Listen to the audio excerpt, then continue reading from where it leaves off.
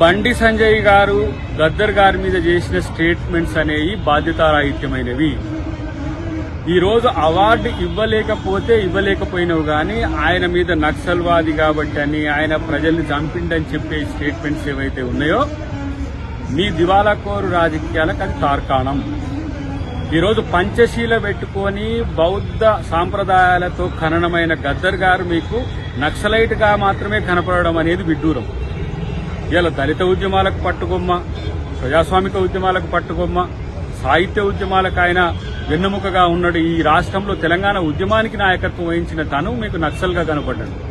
ఇది ఇలాంటి యొక్క భావదారిద్ర్యంతో బీజేపీ ఉన్నది కాబట్టే ఇంకా ఈ దేశంలో ఇట్లా ఎలగబెడుతున్నారు. మీరు చేసే ప్రకటనల వల్ల తెలంగాణ సమాజానికి కాదు, భారత సమాజానికి కానీ వచ్చేది ఏం లేదు. మీరు చేస్తున్న రాజకీయ ప్రకటనలు రాజకీయ ప్రయోజనాల కోసం చేస్తున్నాయి తప్పితే మరొకటి కాదు.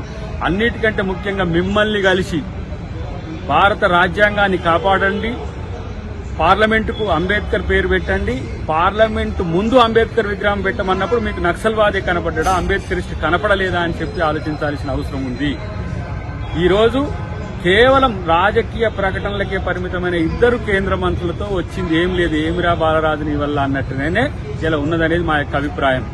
సమతామూర్తి విగ్రహం ఓపెనింగ్కి వచ్చినప్పుడు అక్కడ రామానుజం గారి పాట పాడుకుంటూ ఉన్న గద్దర్ గారు మీకు కనిపించలేదా? దళిత పల్లెలు రోధిస్తుంటే చుండూరు కారంచేడు సంఘటనలు జరిగినప్పుడు దోషి గొంగడి గట్టియాల దళితుల కొరకు పాడినప్పుడు మీకు గద్దర్ గారు కనిపించలేదా? లేదు, తెలంగాణ ఉద్యమంలో తను పాదయాత్ర చేసినప్పుడు, తెలంగాణ ఉద్యమం కొరకు తన రక్తాన్ని చిందించినప్పుడు మీకు తెలంగాణ ఉద్యమకారుడు కనిపించలేదా? గద్దర్ గారి మీద ఇలాంటి బాధ్యతారాహిత్యమైన ప్రకటన చేయడం అది బండి సంజయ్ గారి వ్యక్తిగతమా, బీజేపీ పార్టీ విధానమా, లేకపోతే కేంద్ర ప్రభుత్వ విధానమా? లేదు అంటే కేంద్ర ప్రభుత్వంలో ఉన్న హోంశాఖ యొక్క ప్రకటన ఇది తేల్చుకోవాల్సిన అవసరం ఉంది. ఆపరేషన్ కగార్లో మీరు కంగారు పడుతూ ఇలా గద్దర్ గారి మీద చేసిన స్టేట్మెంట్స్ డెఫినెట్ గా మూల్యం చెల్లించుకుంటారు. ఇప్పుడు రాష్ట్ర ప్రభుత్వం మేము అధికారికంగా ఆయన యొక్క జయంతిని 31వ తారీఖు నాడు చేస్తున్నాం. ప్రభుత్వమే నేరుగా చేస్తున్నది.